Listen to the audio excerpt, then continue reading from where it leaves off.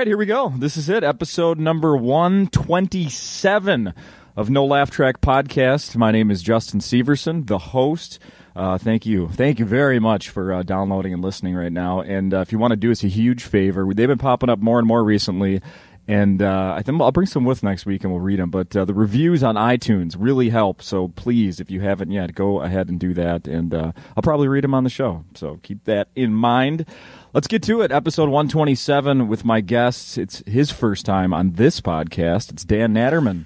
Well, thank you, and I'm honored to be 127. Yeah. I believe that's a prime number, though I'm not sure. But yeah, very good. Is it? It seems like it might be. My dad was a math teacher, okay, so I should know immediately. I'm going to say yes. It seems primey to me, so if that's the case, then it is indeed an honor to be on one of your prime number podcasts. There's only so many of them. There really are only so many.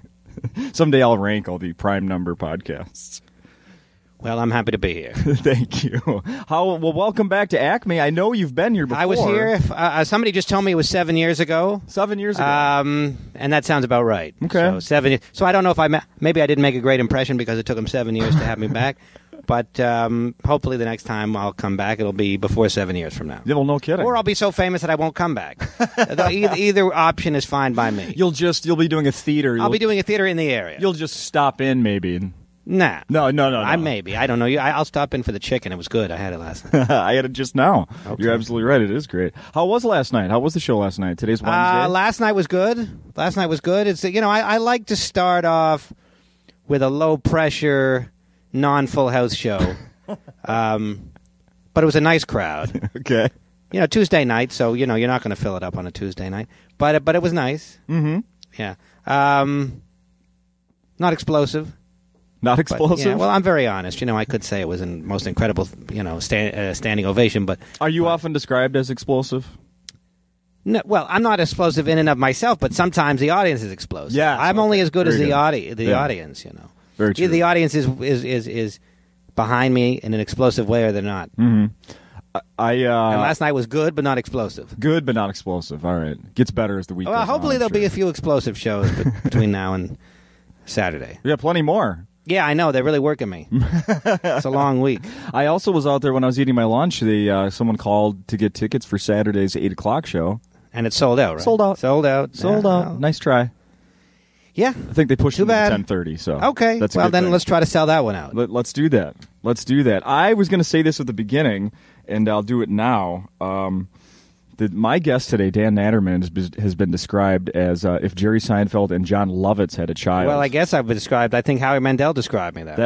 Yes, that's a quote from Howie Mandel. Have been described. I don't know. That sort of implies that a lot of people have described me that way. It was one person that described me that way. Take two. Once described as... Once described. Yeah. What did you think when he said that?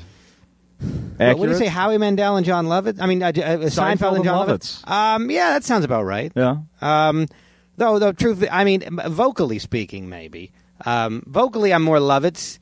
I really don't see where the Seinfeld comes in so much, to be honest. Could it be the style? No, it couldn't. No. My jokes are not Seinfeld-esque in any way. So I don't see that. Other than maybe... Jewish? Jewish, Which yeah. is But pretty lame. Mandel is Jewish, too, so... Yeah. You would think that he wouldn't do... Like, a lot of people that aren't Jewish just say, oh, Seinfeld, because they lump us all together. Right. So I don't know. But that was his opinion in any case. Could be worse. I think people say Groucho Marx, people say John Lovitz. Vocally speaking, people say Dangerfield. But as far as the style of my jokes, I don't know what's a good comparison. No, I don't. I doubt you remember this, but we met probably the last time you were in town at Acme. Doing my radio job, you came in to do the morning radio thing. Oh, okay. Well, I remember that. At KQRS. Am I doing that again? I hope so. I think so. Oh, you're no longer there? Yeah, I am still there. So, okay. I believe I am on Friday. I think you're coming in on Friday. Yeah, but everybody told me that if you do a good job on that show, that it fills the room. Yes. So I'm going to say that that's right. Okay, so, well, hopefully I'll do a good job. Now, the last time you came in, in 2007, and you were doing the jokes, my coworker, Terry Train, and I want to know if this brings up any memories. She described about your voice and delivery. She said you sounded like an old-timey announcer. I don't recall that, but people do say that. So, maybe it all probably melts together. All the people that have said that. Well, the people say that they say like old gangster like Jackie No, not Jackie Robinson. Edward G. Robinson. Yeah. Jackie Robinson's a baseball player. Uh-huh. Yeah, see? See? I'm imitating myself, which is always odd. I don't remember that particular, statement. But now when it comes up on Friday, which it will, you'll go, of course I remember the same that. woman as it? Yes. Okay. Yeah. All right. Nearly the same crew as 7 years ago, so. Yeah. And so what did I do on your radio show? I just did some of my jokes? Probably. Yeah. Okay. I don't know. I remember it was good enough that I remember you. Okay. All right. Okay. So it must have been funny. I'm the comedy nerd, so if I remember, it was good. All right. Well, we'll try to do better this time. I'll try to do a little bit better. Fair enough. It is kind of a bad day today for both of us. Neither of us were named Time Magazine Person of the Year. Did you see that? Oh, I didn't know that the Time Magazine had come out with their Person of the Year. This morning. So I also didn't know that I wasn't named. Oh, this is weird. So this is... you kind of sprung this on me. Now I'm a little bit. I need a couple minutes to. I should have saved recover. It. But should have saved it to the end. Who is the Man of the Year? Is not necessarily a good thing. Hitler was Man of the Year. Very true. In whenever that was, 39 or whatever. Yeah. So Man of the Year is not necessarily a good thing. But have any guesses? But pardon? Do you have any guesses on who? On who it was? Yeah. Is it a man or a woman? I'm gonna give you a clue. It's more than one person. It's more than one person. Mm-hmm. That's they should have called it People of the Year. People of the Could you give me? I need more. You give me the hint in terms of the field of endeavor that they're in. Medical people. Mm-hmm. Okay. Medical people. You live in New York, right? I do. Yeah. Yeah. Are they New York people? Some are, I believe, because there was someone with Ebola in a hospital, or not with Ebola, as it turned out. Ebola fighters have been named Oh, all the Ebola fighters. Yes. It's kind of a lame Person of the Year, if you ask me. That's what I figured you'd say. Yeah. I think I remember one year that was like everybody was the Person of the Year or something like that. America or yeah, something globe. Weird like that. Yeah. Some humongous group. Yeah. To me, I'm old-fashioned. A Person of the Year should be a person. I agree. Maybe a duo if it's like or a small group, but it should not be an amorphous kind of undefined group. And it's not even a name. It's just right. There's no name. It's just Ebola fighters. Ebola fighters. Yeah. Yeah. Well, so, we didn't win, but I can see why. Did you fight Ebola? In my own way. I think I didn't transmit Ebola to anybody, so that's got to count for something. That's true. You should have at least got nominated for that. So I'm going to count myself among that group. Fair enough. Damn it, I am too. Unless they listed everybody. If they didn't list everybody, then I think we can safely say that we're in that category. Well, I hope that there's a monetary trophy involved. I don't think so.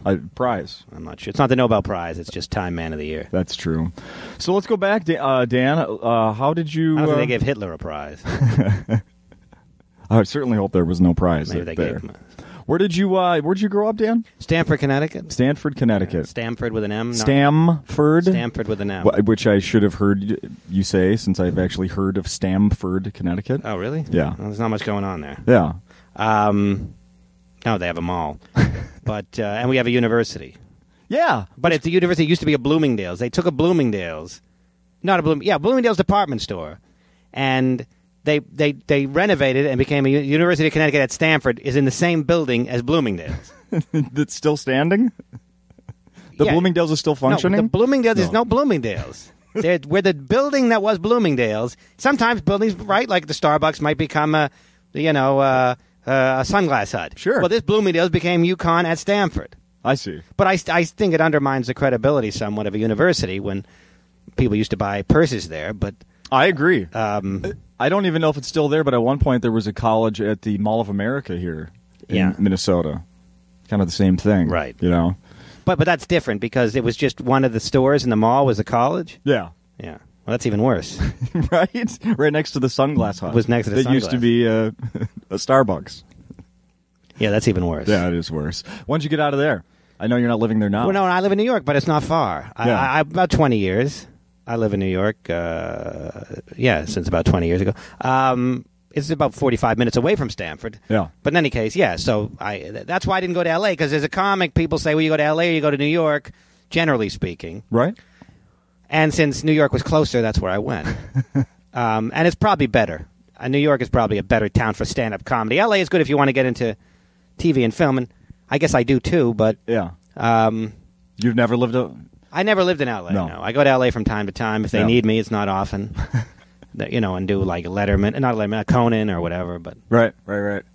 You've done quite a few of those. I've never gone out for the pilot season, which is something that every year they cast for new sitcoms between like February and April, and sometimes a lot of people go out for that. Yeah. I've never done that. You have an interest in doing that? No. I do, but it's like I'll give up too much work in New York. Yeah. And it costs too much money because you got to go out, you got to spend money to get a place to live and a car and all that. Yeah. I guess I could Airbnb my place in New York, but that just sounds like too much work, so no.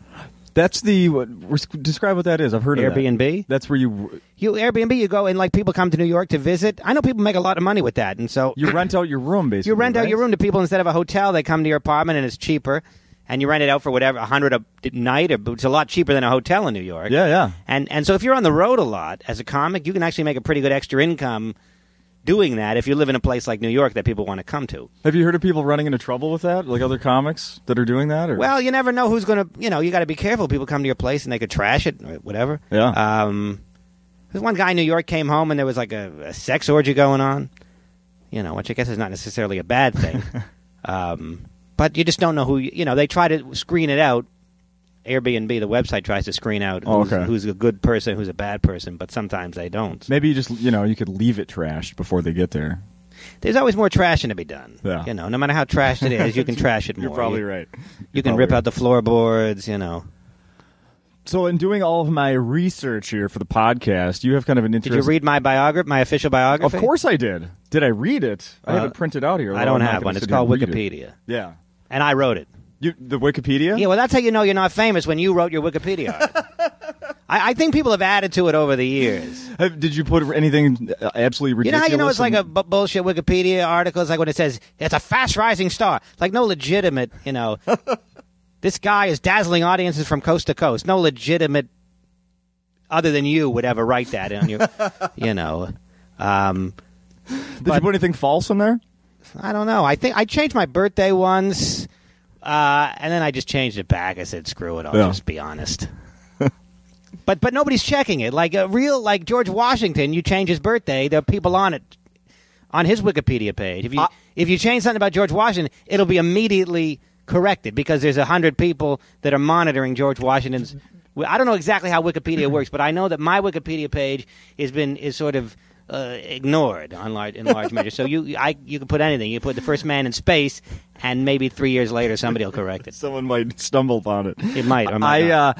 I was messing around flirting with a girl online years ago, and I tried to mess with her by something came up where she was afraid of this bug. So I went to the Wikipedia page of that bug, and I wrote in the description that something about in reference to her. Mm-hmm. And within 5 minutes, someone had taken it off, and it wasn't her. Right. That took it off. Yeah, I don't know how they do it. How did someone notice this thing about some I don't know, bug? but they're on. Wikipedia is no joke. They're on that shit. It's always fun to see how fast after a celebrity dies, the Wikipedia page is updated. It's usually like if it's a famous person. Yeah. Like as soon as they're pronounced dead, it's like that first tweet. It's correct. I don't know how they do it, but they get if it's an important person, they're immediately they're on it. Fast. Yeah, for some reason, people have they take it upon themselves to be in charge. Yeah, and I think there's people that I don't know if there's people that actually work for Wikipedia.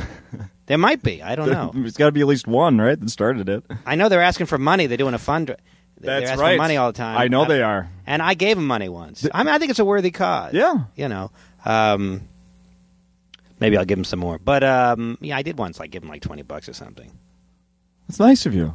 I can't say I've done the same. Well, I think it's actually a worthy thing. I mean, it's information for the whole world. Mm-hmm. It's, pretty incredible.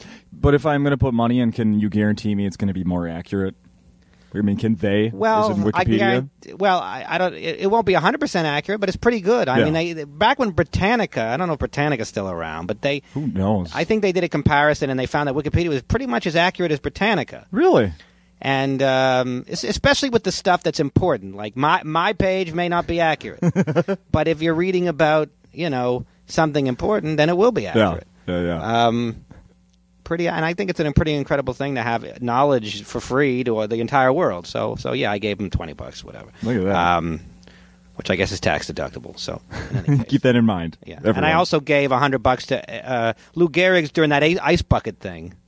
Oh, big! Do you remember the ice bucket? Yes, unfortunately. You never dumped water over yourself? I never did the actual bucketing of ice. No, I just gave money. I think I gave $100. You did, which is in the spirit of what it was supposed to be. Yeah, either that or dunk a bucket of ice in your head. Yeah. But or do both. Yeah. But I didn't. I figured there's nothing I can do ice wise that I'm not going to beat. Like there was some pretty great ice bucket stuff going on. Oh yeah, people did some creative shit. And I ain't going to do anything better than that. I'm a big believer in if I can't do it better, then I don't do it at all. That's why I don't play basketball. Now, you can judge whether my stand-up comedy is an exception to that rule or not. But that's my goal is I'd try to do it. If I can't do something well, I quit. Yeah. I've been doing that since childhood. Yeah. Was that what happened, going back to your bio, you got you spent a lot of time in college. And now we're I spent the standard 4 years in college, but then I went to law school, if that's what you're referring to. That's what I mean. I don't like to talk about that. I feel it undermines my credentials as a tortured artist. I feel like I want to be the guy that just, is can barely get out of bed and just is tortured all the time. But going to law school, you can't be that tortured. Well. Maybe you can, but I still had to survive 3 years of law school. Yeah, I did, and I don't know why. I mean, people go to law school for various reasons, to kill time, to be a lawyer. Some people actually do it for that reason. Crazy. I never wanted to be a lawyer, but I also wasn't ready to accept that I'm going to be a stand-up comic, which is a pretty hard thing to accept. It's like being gay. There's a period where you're like, am I gay? Am I not gay? And then you know that you're gay, but you're afraid to tell anybody that you're gay, and then eventually you come out as gay. And I think being a stand-up is, in large measure, similar, at least for somebody like me that's not from a showbiz background. You got to, at first you're like, this is craziness. Yeah. Right? What did your parents do? They're normal people. My father did technical publications. He wrote for Plastics Technology magazine, among other things. Wow. Yeah. Which, is an exciting publication. Get it on all your newsstands. Yeah, I guess they're probably online now, but or maybe they're out of business. So yeah, he did normal shit, and my mother did secretarial work, and she was a stay-at-home mom too for a while. So they're normal people. So then to say, well, I'm going to do something crazy, it's kind of like it's hard to admit it. It's hard to do it. I think so, at least for me. So was the thought of I figured, well, I'll go to a lawyer and do what I'm supposed to do as a person. Okay, that was never thought of as a crazy idea. Well, being a lawyer is not a crazy idea in general. No. But I figured, that's what people expect me to do, that kind of thing, Okay. Normal shit. Yeah. But then during law school, I was in New York because that's where the law school was, and I was like, oh, shit, I always want to do stand-up, so I was like, well, I'm here, I might as well do stand-up. And so that's when I started doing stand-up, and then just went in that direction, and here I am, 20 years later. I don't know if it was the right decision, but I think so. I think... Maybe not as lucrative. I don't know. I probably would have had a nervous breakdown as a lawyer. They make you work like 90 hours a week. And you stay in touch with anyone you went to law school with? No, not a person. No, not a soul. Not a soul. No connection. Every now and again, they stop by the comedy club and put pressure on me to do well because, I have to justify my existence. So I see them once in a while. Okay. Yeah. But we're not friends. We're friendly. Friendly. Okay. Fair enough. I'm curious. So we're here in Acme this week. It's December. It's When's this podcast being posted or today? Aired? Okay. Yeah. Tonight. Hopefully people show up tonight that have listened to I hope so. Uh-huh. I hope so. I mean, it's fun, but it'd be even better if people actually, was actually got people in the audience. Damn too. right. Yeah. What do you normally do in a town when you have a that's an interesting question. Well, that's the and all comics have this dilemma. You come to a town, you don't generally know people. I stay in the hotel room oftentimes. If there's a pool in the hotel room, maybe I'll take a swim. Probably sleep more than I should because what else is going on? Yeah, no, I mean I'm online. I'm on the internet. I'm listening to music or whatever. Yeah. It's tough to kill a day, in a strange town, and I've got to kill 5 here in Minneapolis. Maybe it's freezing, but maybe when it gets a little bit warmer tomorrow, maybe I'll walk downtown or whatever. But I think I did that last time. You a movie guy? Do you go see movies? Pass the time? Yeah, I could do that. No. I don't know. Maybe. It's not easy. It's not an easy thing. I believe there's a strip club near my hotel. If you're downtown, there's a strip club near. Well, I'm not downtown. I'm right near here. Yeah. Well, this is sort of is downtown? Warehouse district. I'm in that I'm just 2 blocks from here. Yeah. Oh, yeah. There's one. You could walk and not even get too cold. They're so close. All right. Oh, yeah. What's it called? Well, there's Sex World. That's right down the road. Is that a strip club, or it sounds like a paraphernalia? You get dildos there. They have that, and they've got the old Peep Show, but I think right around the corner there's a strip club as well. Oh, Deja Vu is close to here. Deja Vu, they have those all across the country. You've heard of those. Yeah. Oh, is that a chain? I didn't know strip clubs had chains. Yeah, it is a chain. They're the ones with the, what's their motto? It's like the hundreds of hot chicks and 3 ugly ones. Sometimes the ugly ones are just are more interesting. They're more enthusiastic. But are you really a strip club guy? If I'm in a town, I have nothing to do. I'll stop by. Sure. How about a drinker? Do you go and have the NA? NA? The non-alcoholic beer? That's what you're going to get here if you go to the strip club. All right. Whatever. I'm not a big drinker anyway. No. So you had a how do I say it? You had a big summer on television. Yeah, it was big, I guess. Yeah. America's Got Talent, that's a big show. Yeah, it's a big show. Yeah, you didn't win. I couldn't even tell you who won. No, the winner was a magician, goes by the name of Matt Franco. Was he deserving? Well, I'm not a magician. It's hard for me to judge. Any magician I see. Neither are any of the judges on that show. I know. That's true, but the people voted. Okay. And neither are the people that voted. But, the truth is every magician I see have the same reaction. Oh, wow, that's cool. But it's not like I see one magician and say, oh, shit, he's a lot better than that. They all seem good. Yeah, if you're either good or you suck, right? Yeah, I think you're either good or you suck, and I can't distinguish between one magician and the other. So, David Blaine, I can distinguish his personality. Sure. He's the only magician that's not, that's not flashy. Yeah. He's not extravagant. He's just, hey, pick a card. So in that sense, I can distinguish him. Mm-hmm. But and he does that wacky stuff where he goes underwater and stuff. But in terms of his magic, I don't know if it's any better than any other magician, and I can't tell. Good point. Very good point. So I don't know if he's deserving. He's a fine magician as far as I could tell. I couldn't figure out how he did the trick. After doing Last Comic Standing a few times, were you apprehensive? I did two times, yeah. Yeah. Are you apprehensive? Were you apprehensive while doing another competition? Yeah, I was apprehensive, but show? I wanted to meet Howard Stern. Because I listened to him for a long time. But I was apprehensive. It was a very nerve-wracking experience. Yeah. Yeah, it's not fun. Not fun at all. I want to just quickly... but it helped somewhat, I guess. I got some Twitter followers out of it. It did. Okay, that's good. Yeah, I think indirectly it's why I'm here, because I got an agent out of it, and the agent booked me here. Oh. So I don't know if I would have... Because I over the years, I've emailed the club, and they didn't have me back, so maybe this is why I'm back here. I don't know. I don't know. Yeah. Did the last time correspond with the Last Comic Standing appearance? I'm not sure. Yeah. I don't think so. No, I think is Rich Miller? No, is he involved with this? Absolutely. So maybe I think I sent him a tape, and I don't know. Okay. Yeah. No, he's Louis, the owner here. It's one of his good friends. Okay. Yeah. Louis, what's the owner's name? Louis Lee. Louis Lee. That's right. Yes. That's right. Louis. Oh yeah. You haven't met him yet? I met him last time. Okay. I didn't meet him last night. All right. Yeah. He's a fantastic fella. Absolutely. So. For people that don't know, your first, I don't want to talk about it too much, but your first Last Comic Standing experience ended kind of oddly, It ended right? oddly, yeah. Yeah. It ended with, it ended with the judges saying, wait, we voted for this guy, how come he's not moving on to the House? And because your vote doesn't really count. It's the NBC executives that make the decision. So there was some controversy of a sort, and whatever, and that happened. But and then you went back and did it again. I went back I know this is painful because it's like, okay, now he's going back for more punishment. And then I went back, and then not the same thing didn't happen. I also I went to this Vegas round, and I didn't get into the House, but there was no controversy that time. Yeah. And then I did America's Got Talent. I think I'm done with competition reality shows, although I'm open to Dancing with the Stars. But in terms of comedy, please do Dancing with the Stars. Well, I'd love to. Give me a reason to watch that show. Oh, I'd love to do Dancing I with would the Stars. promise you I would watch it if you were on. Yeah. Absolutely. But in comedy competition, no comic likes to do these shows, but it's exposure. So right.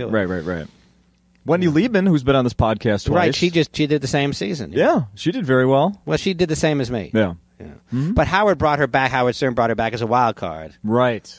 Right. But anyway. Right. So obviously you got to meet Howard. Was it everything you expected? Well, I didn't get to meet Howard. I got to talk to Howard from the stage. Nothing else? No. No, that's it. I was hoping he'd invite me on his radio show, and he hasn't thus far. I emailed Baba Booey, his producer, and you even said, "Hey, I'm the guy that Howard likes." Yeah, and he knows who I am. But no, I mean Howard's. It's not the show. I think is focusing more on famous people than it used to. It used to be all strippers and porn stars and so on. But and white supremacists that he would have on. Just crazy people. But that's the show I'm familiar with. Yeah, I don't that's have the show from radio, back in the day, and now it's more big names. Yeah. Which isn't to say. And also he likes people he likes people with crazy stories. I don't have that crazy sex stories really. Yeah. So. He doesn't know that yet. Well, they want you to tell them up front when you're pitching what kind of stuff you can talk about. And I pitched a few things, but nothing crazy enough, I guess, to catch his attention. I'll send him this when we're done. Well, maybe that might be help. turn the tide. we can only hope. How was it? How was everybody else on that show? The other judges. Well, you've seen Heidi Klum in person. Well, I've seen her from the stage. Same thing. Yeah, I want to do that someday. Well, I never thought she was never my fave. Really? Of the Victoria's Secret crew. Okay. Not even close. Matter of fact. Oh. I would prefer Giselle Bundchen. Ooh. Adriana Lima. Okay. Not going to argue any of those. Yeah, there's some other ones. Rami. There's a weird name. Diaz Rahi. Okay. Diaz Rahi. There's one right now. Sounds exotic. Then there's Adam Levine's wife. Mm-hmm. Whose name I can't think of. Yeah, it sounds like a dish at an Indian ressrant. It's like Madi Primslu or something. So it sounds like a curry dish. But yeah, but Klum was never one of my faves. No. I can say that. I wouldn't say that. But she was critical of me, of my comedy, and said, "Oh, you were offensive." For I don't know if you saw that episode or not, for a joke that wasn't offensive at all, and so now the truth is being told that I never thought she was all that. Not that she cares, but there you have it. And that's the most galling thing is she doesn't even care that I don't think she's hot. The nerve. Of yeah, her I mean, she's not even upset by it. How about the Spice Girl? Yeah, she was fine, you know. Yeah, they're reasonably nice, except for Heidi, Yeah. But I don't know if the producers told her to say that or not, because I never trust. I don't know what goes on behind the scenes and how much of it is the judges are giving their real opinions and how much of the producers say, we don't want you to like this person. I don't know what goes on. But is it tough trying to, what were you doing, like 2 minutes? Yeah, 90 seconds. So as a stand-up, that's kind of tight. Yeah. It's kind of tough to establish yourself. And comedy is much more subjective than dancing and singing. I mean, if you sing and you can hit the notes, it's hard to say you were a bad singer, I think. Or you dance and get all the moves right. But if you're a comedian, the best joke in the world, there are crowds that think Louis C.K. isn't funny. There are such people exist. Such people that that any comic would bomb in front of. Yeah, right. It just depends on the crowd. Yeah. Well, but nobody's going to say that somebody who sings well doesn't sing well. For example, here's I did print this off of Wikipedia, so I definitely should give them some money.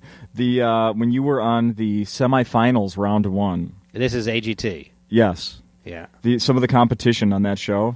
Got it. Was like you said, there was an acrobatic jump rope troupe. Yeah. How do you mess with that? Right. They were great. I saw them. I remember, but they were good. They didn't get votes. It's what it is. It's like when you're a group like that, you're anonymous, and it's harder for the voters to relate to you. Like the voters kind of knew me a little bit, I guess, because I was one person. But the jump rope crew is a whole jump rope crew. Yeah, but they were very good. There was a mystifier who performed an illusion where he escaped from a plexiglass chamber. Oh well, yeah. There's a magician. That was Mike Super. Oh yeah, that's the guy that won, right? No. Matt Franco won. Yeah, see, I'm really on the ball here. There's magicians, singers. Yeah, exactly. It's got to be fun, though. There's no tour that they put you on. Well, there is, but if you're a finalist. I didn't get to the final, so I'm not on tour. But the tour, I'd rather I make my own tour. But better, yeah. Well, I'm trying to justify it, but I'm free. I'm not bound by NBC, so maybe that's a good thing. Maybe it's not, but. When we're talking about Howard, mentioned satellite radio. Are you doing something on Oh, yeah, I satellites? have a serious show at the Comedy Cellar, which is it's Thursday nights at 7 p.m., the Comedy Cellar show on Sirius Raw Dog XM 99. Okay. It is me and Noam Dorman, the owner of the Comedy Cellar, our co-host, and we talk about... it's like a reality show about the Comedy Cellar. We talk, about what goes on in the lives of the comedians that work there. And sometimes we have special guests. The last episode we just did, which will be airing Thursday night, tomorrow night. Wait, Thursday night. What the hell day is it? Yeah, today's Wednesday. Okay, so Thursday night. Mm-hmm. Anthony Cumia stopped in. Oh, okay. From Opie and Anthony. Now it's Opie and Jimmy. You're right. So, we have had Judd Apatow on in the past, and who else has been on? And at one point, as you're thinking about that, at one point this was a podcast, right? It was a podcast. So I'm like, on our podcast we had Sarah Silverman, but we went to satellite radio, and so there's a lot of podcasts that where comedians talk, but this is a little bit more reality show about the Comedy Cellar oriented. So things happen at the Comedy Cellar. There's always things happen, comics, and the owner and the comics have debates and various types of arguments. I think I read that it's been described as like Tough Crowd was sort of the Colin Quinn's show. Yeah, but I don't think that's compared? what it is. Yeah, it's there's elements of that. Okay. Well, I don't know. Listen, and see for yourself if you want. But like I said, I don't have satellite. Oh, yeah, my that's the girlfriend problem. does. But that means I'm gonna have to sit in her car from 7:30 to. Yeah, that's the problem. Is satellite radio? It's like the internet, everybody has, and satellite radio, not everybody has. Yeah. So I'll sit in the garage. I don't know. I think the internet is. Podcasting is more the future than satellite radio, which we thought might be the future of radio, but yeah, maybe it's the internet is probably the future of radio. Who knows? Who knows? Put it everywhere. You got to be everywhere these days, I think. Now, you on your Wikipedia page, it says that you're in the Chris Rock movie. Yes, it says that, and it's true, but it's a small role. I have, I think, one line. I think we taped 2 lines or 3 lines, but in the movie, ultimately, I just have one line. I think I just say, "Hey, Chris," well, not Chris, whatever the character's name is. I say, "Hey, what's up?" And that was filmed at the Comedy Cellar, in fact. Yeah, so it's a very tiny role. I got $800 for it. Really? Yeah. Does he just take that out of his wallet and give it to you cash, or? Well, it goes through the, it goes through the appropriate lawyers involved. It goes through the agents. appropriate union channels. All right. Yeah, Chris Rock's not the producer. I don't think he paid for the movie. And I had a trailer, so that was sort of exciting. For a day? Yeah, well, just for the few hours that we were shooting. Yeah. Have you seen the movie? I haven't seen it. No. Are you gonna get in? Have you got invited to some red carpet no, in New York or anything? I haven't been invited to that. I'll probably see the movie. Yeah. I hear it's good. But the final title is what? Top 5. Top 5. Yeah. It was something else earlier. I don't know, but something like becoming famous or something. But finally famous. Finally famous. Yeah. Yeah. Well, it's got good reviews. It's mostly African American cast, as you know or may know. Got you in there. Somehow I snuck in there, and I think Brian Regan is in there. Okay. Yeah. But I'll probably check it out. Yeah. How are things at the Comedy Cellar? Are you there? I'm there all the time. Yeah. Yeah. But that's my home. That's my second home. That's. Have you been to the Comedy Cellar? I actually have. It's great. One time I went and I loved it. Yeah, it's great. There's a restaurant upstairs where the comics all hang out. And then there's a comedy club that's downstairs. And, they're selling out 4 shows on Friday. It's a small room, but they sell out 3 shows during the week every night. Mm-hmm. So it's a really kind of an incredible kind of a place. But big people drop by. Louis C.K. drops by. Aziz Ansari, Chris Rock, Amy Schumer goes there a lot. What did you? How did you get picked for this movie? Did you know? Because I've known Chris over the years. You've known Chris from he threw me. That's what we call in show, just throwing somebody a bone. Yeah. You figure, Naturman's been around a while. I'll do something nice. I just know Chris from just hanging around all these years. Okay. So I get a call. Hey, you want to be in the movie? Okay. Cool. Yeah. It was it was a nice thing that Chris did for me. That's all. Yeah. I didn't have to audition, to say, "Hey, what's up?" It's such a tiny role. It's not like they scoured the country to find somebody to go, "Hey, how you doing?" As far as they just figure, I think Naturman could probably handle that. The chances are, if not, we'll just cut it out. You won't. Yeah. We'll cut it out because it's not critical to the movie anyway. Yeah, we don't have to tell him we cut it out. Yeah. We can make up a reason. But he'll probably handle. He can probably don't. It's not a very involved scene. So they just called me up and said, "Hey, it's $800," and that's it. Have you been? And I got a free haircut because I went to the makeup room and I said, "As long as I'm here, give me a $3." So I made $800 plus the $30 that I would have spent on my hair. I would count that. $830. You made $830. Yeah. Mm-hmm.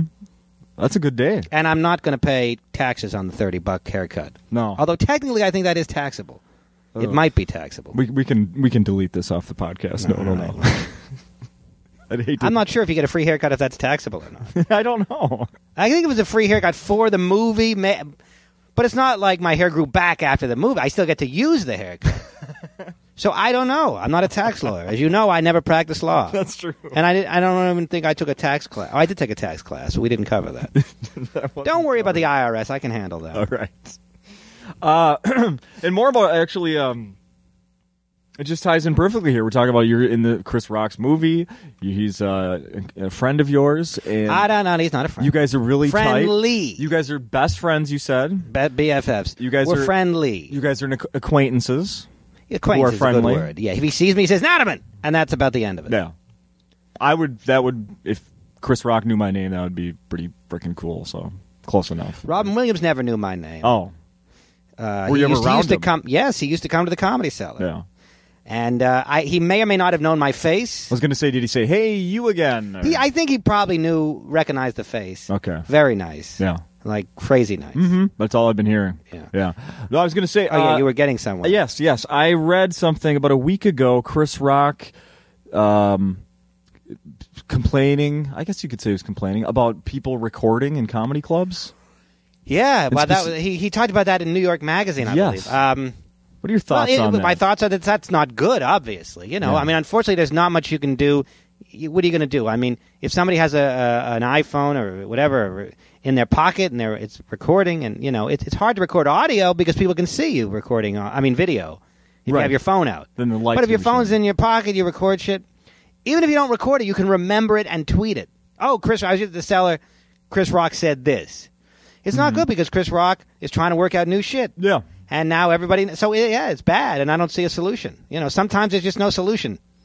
And that's it. And it's not a good thing. But unless you're going to go in there and frisk everybody and put, and take away their cell phones, I just don't see how you... And then again, people can remember a joke and tweet it anyway. That's true. So, and that tweet can go viral, and then, it's damaging too, so... Have you ever found anything of yourself online where, I don't remember having that recorded? What the... No, they're not recording me. Somebody super famous comes in, they record. Well, anybody can get recorded. They might record me. Yeah. But then it's not going to... I don't know about it. Yeah, okay.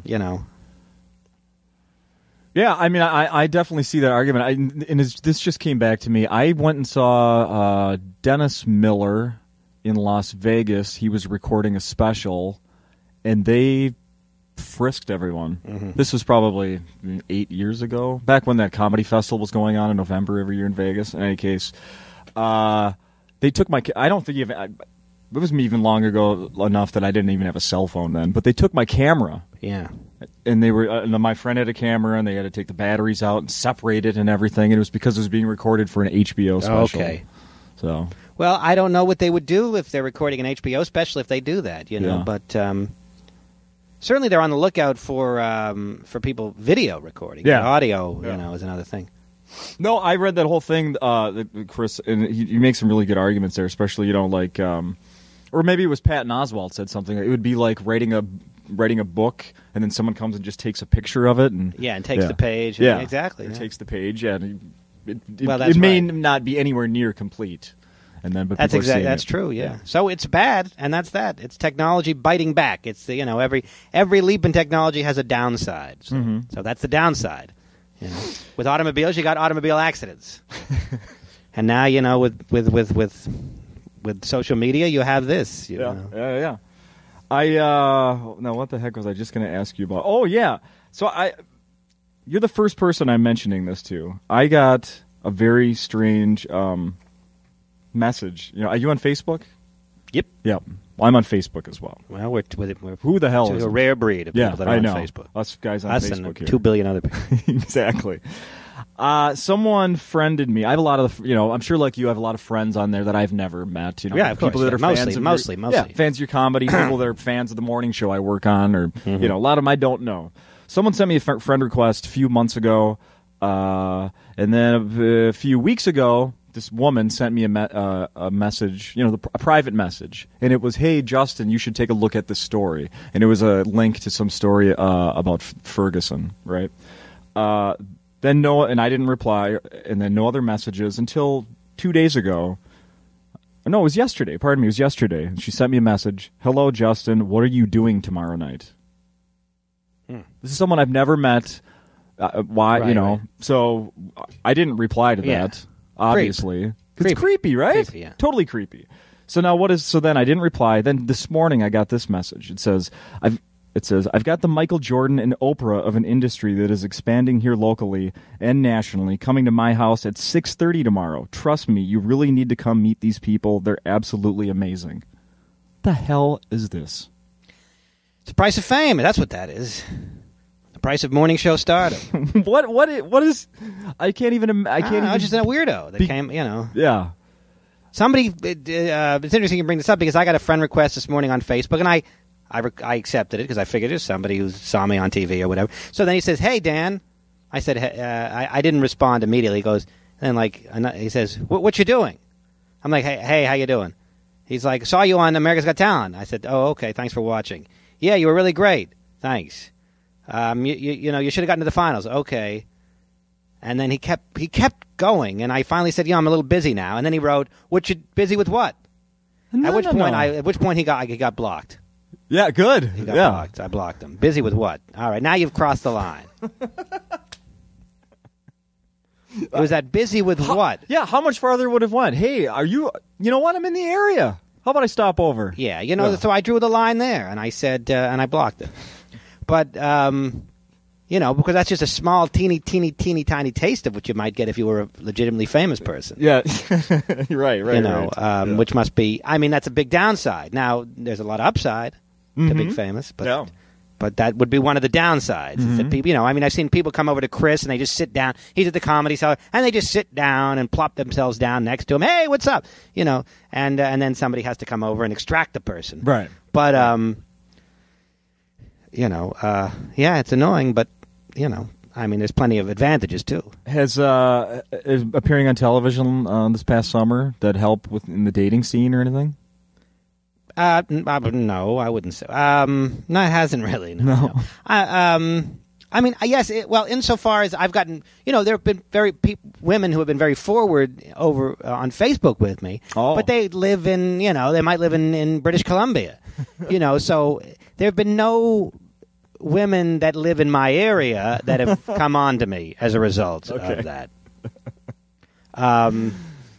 So no, I would say no. I have not gotten laid as a result of America's Got Talent.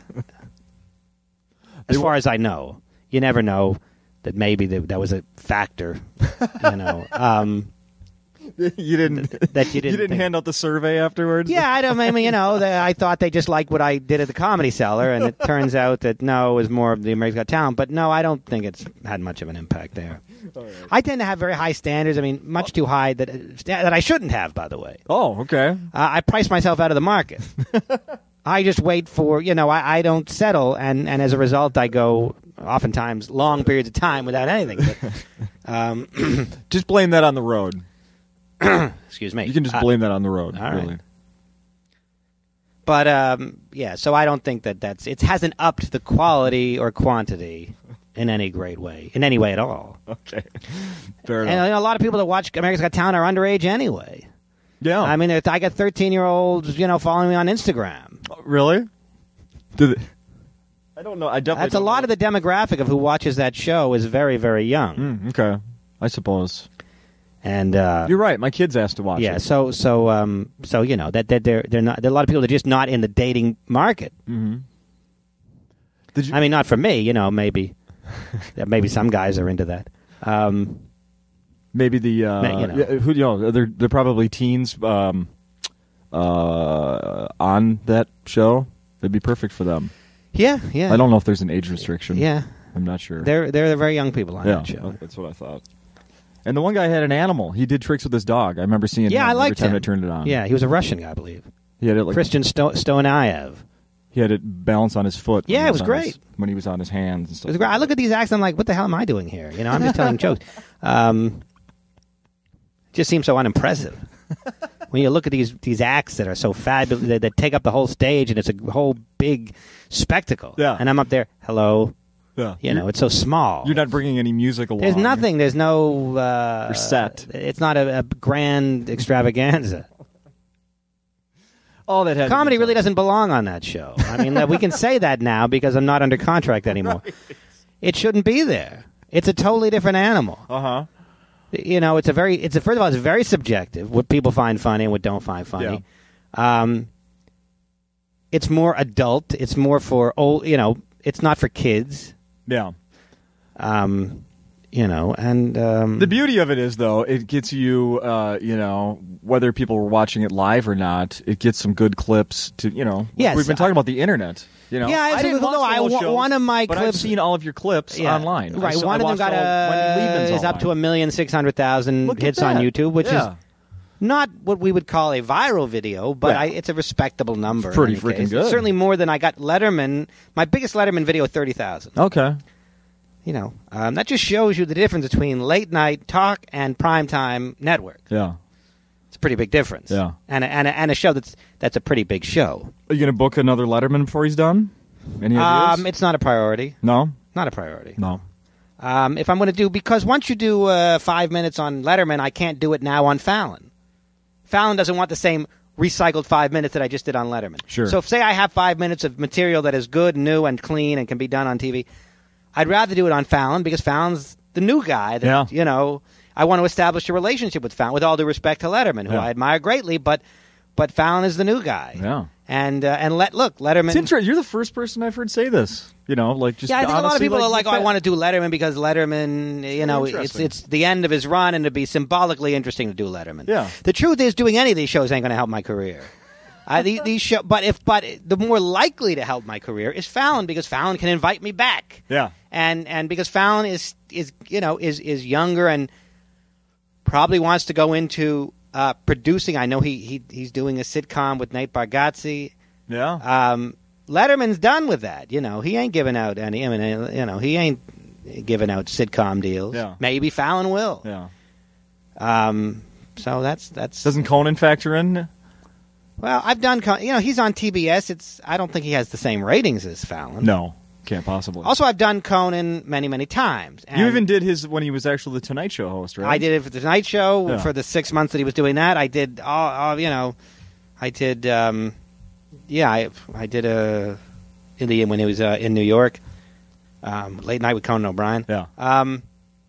The fact is, I've done Conan several times, and it hasn't worked miracles for me. Yeah. So, why not try something new that probably also won't work miracles, but at least it's a possibility because it's something, you got to do something new. Yeah. You can't do the same thing and expect different results. So Fallon I've never done, and who knows, maybe Fallon will love me. We know that Conan doesn't adore me. Oh. He likes me. Okay. But he's not like, oh my God, I got to build a show around you. No. We know he hasn't said that. We know Letterman hasn't said that. Mm-hmm. Fallon might say that. I doubt it. It's worth a shot. But I know that Conan ain't going to say it. Yeah.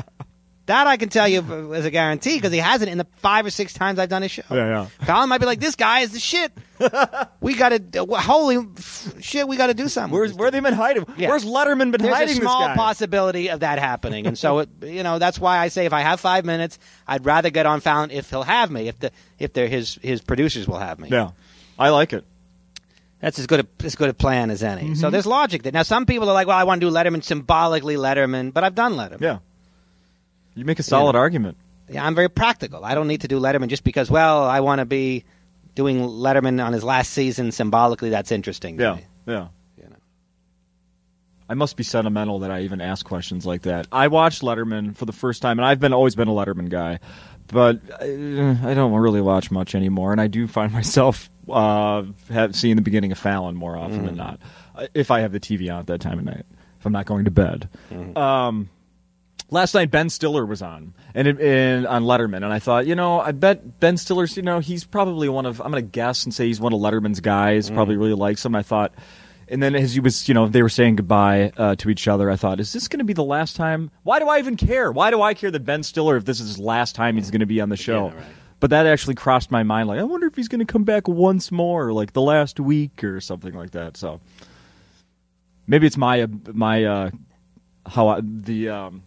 sentimental, farewell stuff. It really does something for me. So, but Letterman and I aren't friends. Yeah. If I was friends with Letterman and he said, Dan, I'd really love to have you back, that's one thing. But the fact is, I do Letterman. He comes over, he says, thanks for coming, and that's it. Yeah. There's no relationship established. He doesn't really. I get the impression he doesn't even.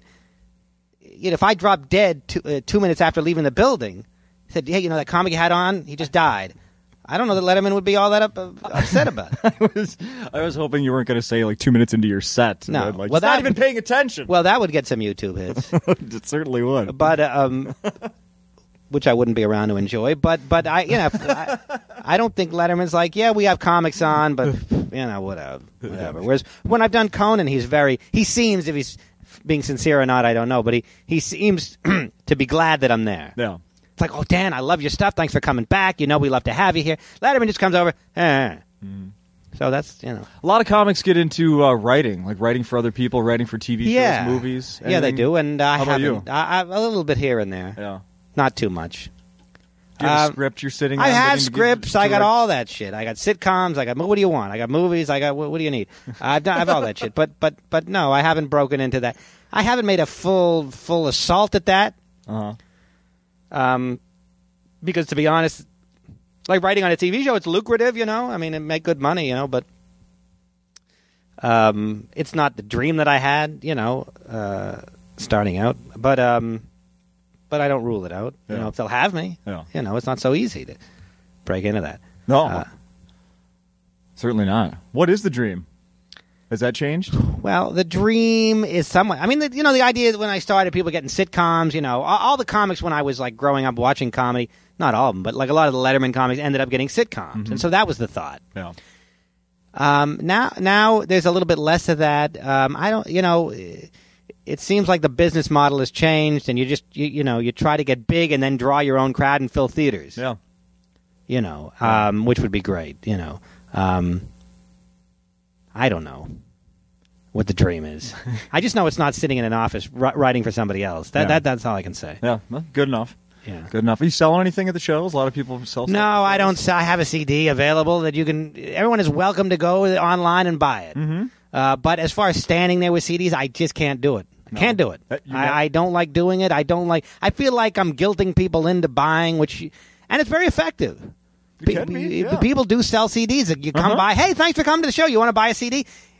There are people that are like, okay. Some people do want to buy a CD. Some people just buy it because you're standing there. All will regret the purchase. They'll listen to it once and they'll be like, all right, well, that's done. Go online if you want to buy it. That's it. I have it, by the way. Okay.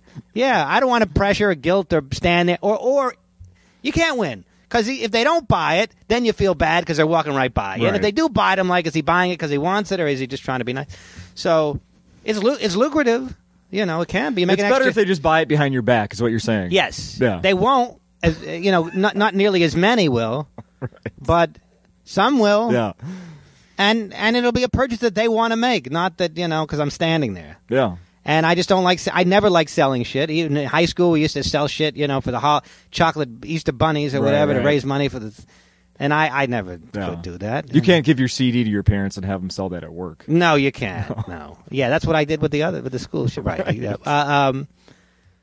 You can't do that. Yeah. So just go online. I'm not a salesman. Never have been. It was recorded in Minneapolis. It was recorded right in this room. Yeah. That's right. With the great Dan. Do you know Dan Schlissel? Of course. Does anyone not know Dan Schlissel? Not anyone. Not in the comedy world. Yeah. Yeah. He stopped by last night. Oh yeah. To say hi. He may be here tonight. Yeah. He did it. So I don't know if I have another CD ready in me. Okay. But people ask me that question. I was probably going to. Next. I think if I do another CD, I'll record it in New York. Mm. Yeah. I don't want to record it in the same place, obviously. But New York, there's a different energy, and I think I might do it there if I do another one. But nothing planned yet. Nothing planned. No. All right. Nothing planned. I've taken up plenty of your time. Is there anything else that we think that you should? Do you want to mention coming up, or that we didn't talk about that you've done, or want people to see, or? We mentioned the satellite radio show. Satellite radio, You're here through Saturday. I'm here through Saturday. Once again, I'll repeat: Sirius XM 99 Thursdays at 7 p.m. Eastern time. I believe we're in the Central. That is correct. Subtract 1 hour. Yeah. So do the math. Yeah. And other than that, Twitter at Dan Naturman. Yeah. Come follow me on Twitter, Try to get me up to 10,000 followers. I'm at about 7.5. Okay. So, 10,000 by Valentine's Day. Yeah, by Valentine's Day. Right. I don't know how many you really need for it to be significant. I think by 100,000 you're getting into, an area where it can help you fill rooms. Mm-hmm. Mm-hmm. So I'm a long way from that. But I know people with 200, 300,000. They tell me it doesn't help. Right, I've heard that as well. Have you, as your numbers went up, did you start getting offers of people wanting to sell you followers? No. Because I've got that. But I know you can buy followers. I've had people approach me. I can get you 25,000 in a day. I don't know what good that does you. I mean, nothing. If people see it, they might be impressed if they don't know anything. I guess. It's not going to fill rooms for you because those 25,000 people are bullshit. Yeah. You need real people that like you. Yeah. They're not going to listen to my podcast. No. They're not going to do a thing for you other than people go to your Twitter feed and they say, oh, shit, he's got all these followers. Yeah. And that might impress somebody. Possibly. It might. You might get a gig out of it because somebody says, oh, this guy's, important. Yeah. But I think most people know that, to take that with a grain of salt. Sure. Especially with a comic, if they dig a little, all they have to do is read a few tweets. Yeah. If they see that nothing gets retweeted, that's how you know if it's a real follow. I'll tell you that's right, because I'm amazed at how the most unfunny, lame things I've ever heard will get 500 likes because someone is so liked by their followers. Right. That shows you the depth and the degree to which your followers like you. Is how much they will retweet and favorite anything you say, no matter how stupid. Here's a picture of my toilet. Retweet. Yeah, right, exactly. Hilarious. LOL. Yeah. Well, Dan, and then I can tweet something magnificent and get nothing, but patting myself on the back. Anyway, now it's time. I will retweet the next. Now it's time to get a meal. It's time for you to get a meal. Yeah, I've already got one, and like I said, I recommend the Hawaiian chicken. Well, I had chicken last night, but we'll see. Tomato basil soup. I may do that, yeah. That sounds good on a winter's day. Stay tuned. Dan, thank you. Thank you, and I'll see you, I guess, Friday at your radio show. Perfect. Continued success, sir. Here we are shaking hands right here live on the mic. Okay. All right. Thank you.